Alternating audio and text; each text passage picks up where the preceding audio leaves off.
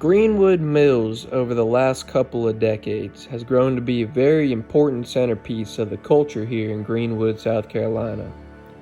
Textiles began booming all over the southeast region of the United States, but what made Greenwood Mills stand out to become one of the most productive mills in the South?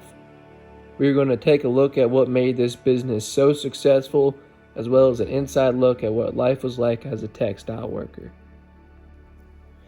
In 1889, two men by the name of William L. Durst and John K. Durst opened up Greenwood cotton mills with a mass amount of 2,500 spindles, 84 looms, and 75 employees. Over the next decade, they began to expand the mill to 4 other Greenwood area mills. In 1908, a man by the name of James C. Self decides to invest in the business and purchase Draper looms, the top technology for its time. By 1935, James C. Self becomes the sole owner of the Greenwood Mills. With the mill's outstanding financial position, Self made Greenwood Mills a nationwide known mill, even establishing a trusted relationship with the United States military. Besides the expensive technology and trusted relationships in the textile business, what made Greenwood Mills the powerhouse it was in the South? A big contributor to this success begins in the railroads.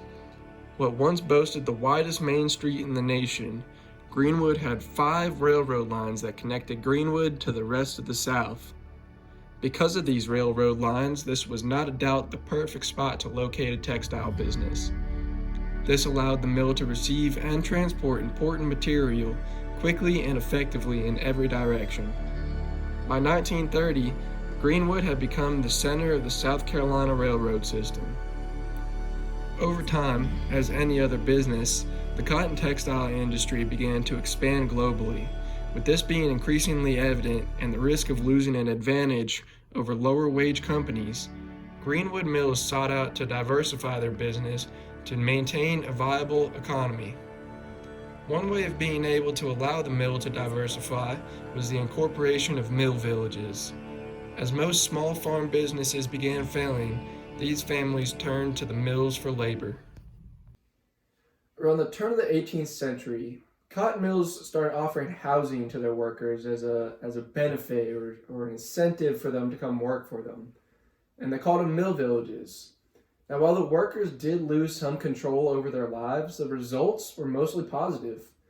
Things such as being able to walk to work, be near other families in similar situations as theirs, being able to practice the same religion as other families, and just a great general community feeling. The development of these villages also shaped how people spent their free time and how they carried out a living. Instead of running and going all the way to the supermarket down the road, they just go down to the company store, which is also another important part of the mill village life.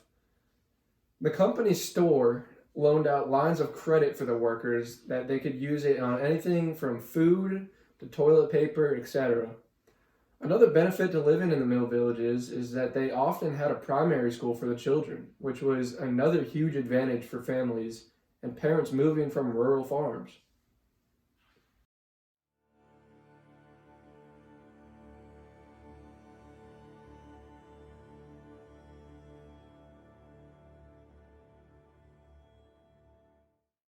New South experienced many new activities not previously known to them because of the crazy farm life or poor living conditions that they lived in prior to working at the textile mill.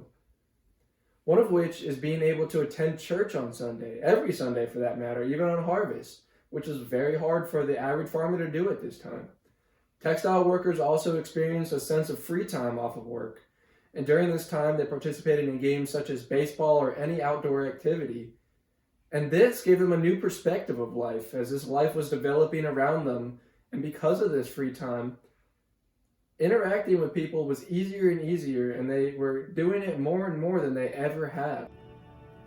Greenwood Mills has been around since 1889. That's 132 years of business. That's also 132 years of supplying jobs and being proactive in the community. Even today, they are still providing people with jobs in the Lander and Greenwood community. Greenwood Mills has came a long way since the roots of their textile beginnings. Although the textile business is still an important piece of the South, it is no longer the ruling empire in the Southern industry. With only 320 employees left in the Greenwood Mills as of 2014, and an increase in new technology, the global economy has made it very hard to compete.